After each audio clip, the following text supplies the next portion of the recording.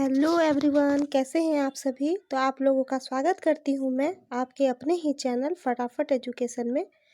तो मध्यकाल में झारखंड जो टॉपिक था वो कंप्लीट हो चुका है और उसका एमसीक्यू मैं लेकर आई हूं।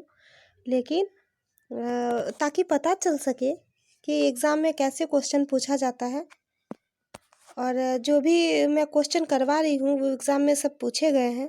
तो इसलिए आप लोग बने रहिएगा और कॉपी और पेन लेके आप लोग बैठ जाइएगा। लेकिन उससे पहले अगर चैनल को आप लोग सब्सक्राइब नहीं किए हैं तो लाइक सब्सक्राइब शेयर ज़रूर कीजिएगा। तो चलते हैं आज के सेशन पर। तो मोटिवेशन कोड आप लोग के लिए ये है कि संघर्ष आपकी क्षमता को बढ़ाता है, आपको सफलता की और करीब लाता है। तो आप लोग संघर्ष ऐसे करते रहिए और अपना सफलता पाइए, ठीक। और हम लोग टॉपिक है मध्यकाल में झारखंड, तो उसको हम लोग आज कवर करेंगे एमसीक्यू। तो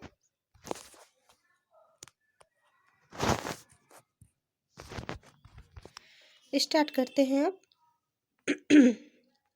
तो पहला क्वेश्चन जो है, तो पहला क्वेश्चन ये है कि महामाया मंदिर किस स्थान पर स्थित है। तो हम लोगों ने देखा था कि महामाया मंदिर जो है वो हापामुनि गांव, जो नागवंशी शासक गजघंट के राय के द्वारा 908 ईस्वी में बनाया गया था। तो वो था महामाया मंदिर, ठीक। और इसका जो स्थान है वो है हापामुनि गांव में ये बनवाया गया था, ठीक। दूसरे क्वेश्चन पे आते हैं, महामाया मंदिर का संबंध किस काल से है। तो महामाया मंदिर का संबंध पूर्व मध्यकाल से संबंधित है ये महामाया मंदिर। नेक्स्ट, महामाया मंदिर के लिए प्रसिद्ध हापामुनि गांव राज्य के किस जिले में स्थित है। तो महामाया मंदिर के लिए प्रसिद्ध जो हापामुनि गांव है वो गुमला जिले में स्थित है। गुमला जिले में एक गांव है हापामुनि गांव, और वहीं पे महामाया मंदिर जाना जाता है। प्रसिद्धि माया मंदिर की प्रसिद्धि जानी जाती है। नेक्स्ट, हापामुनि गांव में स्थित महामाया मंदिर का निर्माण किसने कराया था। तो हापामुनि गांव में जो स्थित है महामाया मंदिर, उसका निर्माण करवाया था गजघंट राय ने। नेक्स्ट, हापामुनि गांव में स्थित महामाया मंदिर का निर्माण कराया गया था, तो कितने ईस्वी में कराया गया था ये पूछा जा रहा है कि हापामुनि गांव में जो स्थित है महामाया मंदिर वो किस ईस्वी में करवाया गया था। वो मैंने बताया कि 908 ईस्वी में ये करवाया गया था। नेक्स्ट, हापामुनि मंदिर का निर्माण किस वंश के शासक के द्वारा करवाया गया था। तो ये भी मैंने बताया फर्स्ट क्वेश्चन में, नागवंश शासन जो गजघंट राय के द्वारा करवाया गया था 908 ईस्वी में, जो गुमला राज्य में गुमला जिले में स्थित है। नेक्स्ट, हापामुनि गांव के महामाया मंदिर में निम्न में से किसके द्वारा विष्णु की प्रतिमा स्थापित की गई थी। तो हापामुनि गांव में महामाया मंदिर में ऐसे कौन थे जो विष्णु की प्रतिमा स्थापित किए थे। तो वो थे सियानाथ जी के द्वारा विष्णु की प्रतिमा स्थापित कराई गई थी हापामुनि गांव में ही महामाया मंदिर के निर्माण के समय, ठीक। नेक्स्ट क्वेश्चन पे चलते हैं, महामाया मंदिर का प्रथम पुरोहित कौन था। तो महामाया मंदिर का प्रथम पुरोहित हरिनाथ था, जो उसके धर्म गुरु थे। नेक्स्ट, गजघंट राय का धार्मिक गुरु कौन था। तो गजघंट राय का धार्मिक गुरु हरिनाथ था। हरिनाथ उनके धार्मिक गुरु थे, किसके, गजघंट राय, जो हापामुनि गांव में स्थित गुमला जिले में जो स्थित है महामाया मंदिर, ठीक।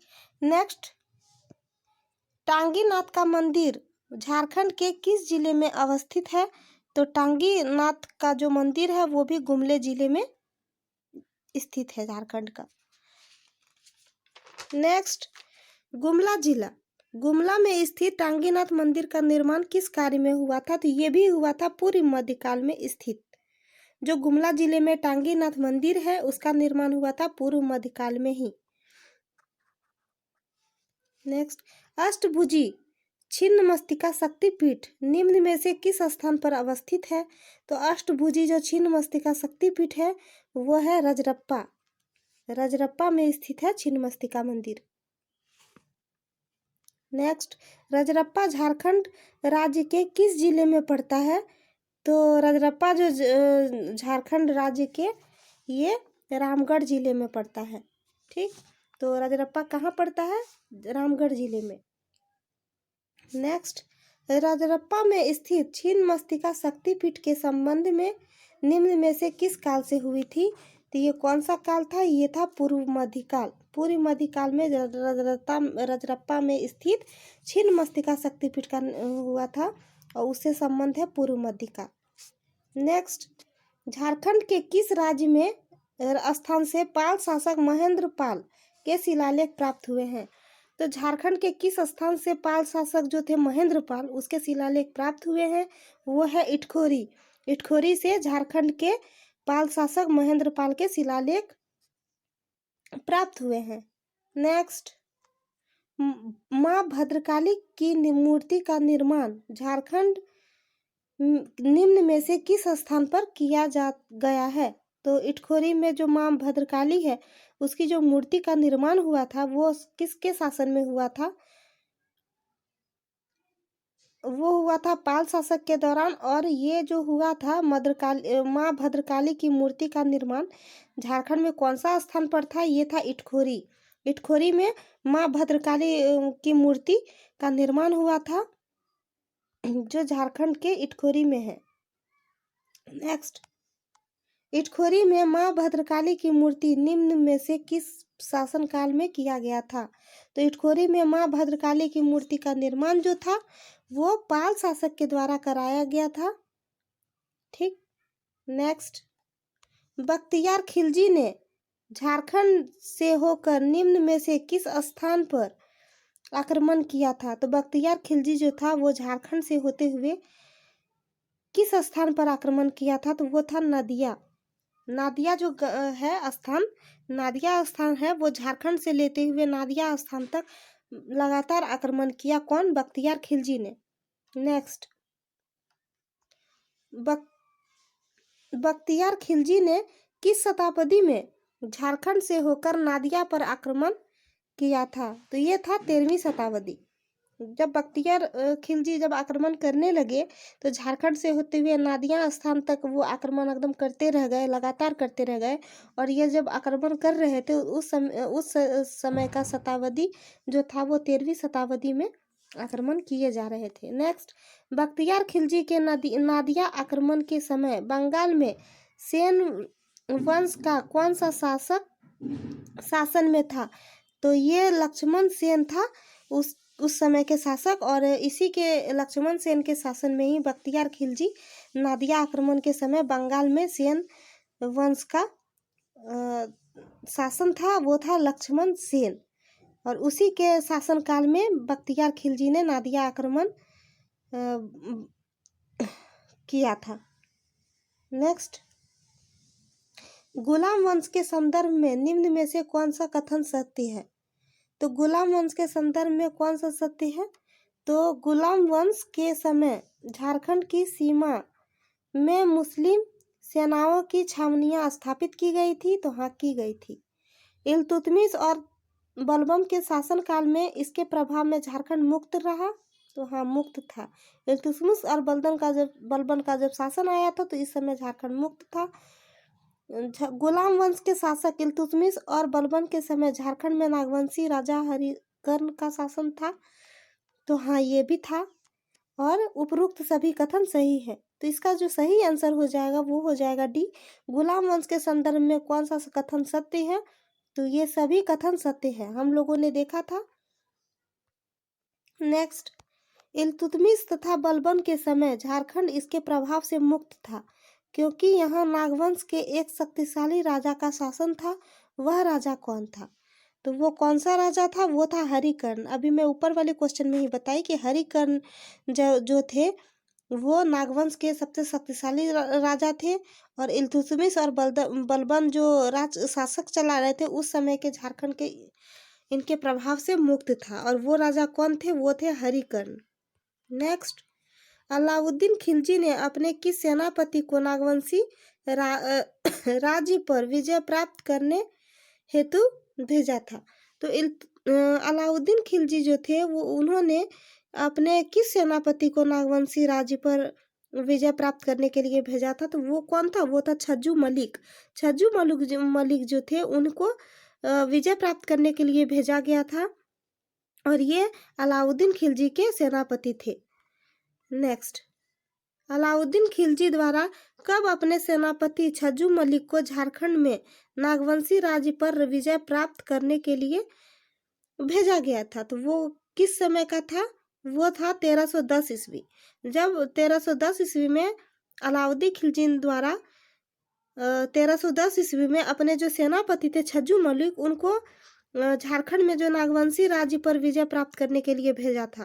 तो क्वेश्चन था कि अलाउद्दीन खिलजी कौन सा सेनापति को झारखंड के समय भेजा था? और उस समय झारखंड मुक्त था, तो हरिकर्ण राजा। और अलाउद्दीन खिलजी किस सेनापति को भेजा था? छज्जू मलिक। और किस ईस्वी में भेजा गया था? तो 1310 ईस्वी में। ठीक। नेक्स्ट, अलाउद्दीन खिलजी का कौन सा सेनापति दक्षिण भारत पर विजय अभियान हेतु जाते समय झारखंड से गुजरा था? वो कौन सा था? जो अलाउद्दीन खिलजी कौन सा सेनापति था जो दक्षिण भारत पर विजय अभियान हेतु समय झारखंड से गुजरा था? वो था मलिक काफूर। मलिक काफूर जो था वो अलाउद्दीन खिलजी के सेनापति दक्षिण भारत जब जा रहे थे विजय अभियान के लिए, तो उस समय झारखंड से गुजरा था। कौन गुजरा था? मलिक काफूर। नेक्स्ट, निम्न में से किस राजवंशी शासन ने अलाउद्दीन खिलजी की अधीनता स्वीकार कर ली थी? तो कौन स्वीकार किया था? बेनुकर्ण ने। बेनुकर्ण जो थे वो नागवंशी शासक थे और इन्होंने अलाउद्दीन खिलजी की अधीनता स्वीकार कर ली थी। बेनुकर्ण के द्वारा इन्होंने स्वीकार किया था। नेक्स्ट, निम्न में से कौन सा कथन सत्य है? देखिए सत्य बोल रहा है, हम लोग देखेंगे कि कौन सा सत्य है। तो यहाँ पे मोहम्मद बिन तुगलक ने छज्जुद्दीन आजुमुल मुल्क को सतगावा का शासक नियुक्त कर दिया था। तो हाँ, ये सही था कि मोहम्मद बिन तुगलक ने छज्जुद्दीन मुल्क को सतगावा गांव का शासक नियुक्त किया था।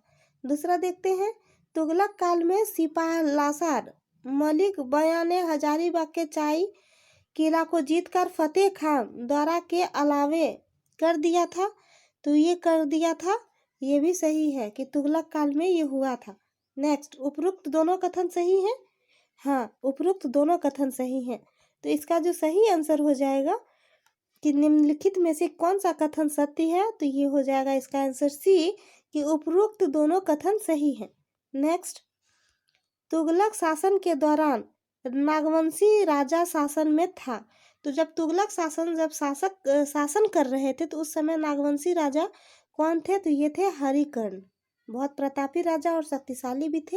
नेक्स्ट, फिरोज शाह तुगलक ने बंगाल के शासक शमसी उद्दीन शाह से हजारीबाग के किस क्षेत्र को जीतकर उसे बंगाल की राजधानी बना लिया था?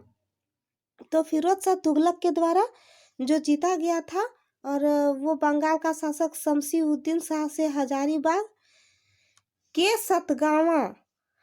सतगावा क्षेत्र को जीता था और बंगाल की राजधानी बना ली थी। तो सतगावा को बंगाल की राजधानी बनाई गई थी। नेक्स्ट, लोधी वंश के शासन के दौरान इनमें से किसने झारखंड पर शासन नहीं किया था? तो जब लोधी वंश का शासन के दौरान इनमें से कौन सा ऐसा था जो झारखंड में शासन नहीं किया है? ये था हरिकर्ण। हरिकर्ण जो थे वो झारखंड में शासन नहीं किए थे और लोधी वंश के शासन के समय हरिकर्ण झारखंड पर शासन नहीं कर रहे थे। नेक्स्ट, लोधी वंश के समय शासन के दौरान उड़ीसा के किस वंश ने झारखंड पर आक्रमण किया? तो लोधी वंश के शासन के समय उड़ीसा के गजपति वंश जो था उसके समय में ही झारखंड पर आक्रमण किया था। नेक्स्ट क्वेश्चन देख लेते हैं। 32 नंबर पर आ गए हैं। 32 क्वेश्चन नंबर है। हम लोग आज 40 तक क्वेश्चन करने वाले हैं।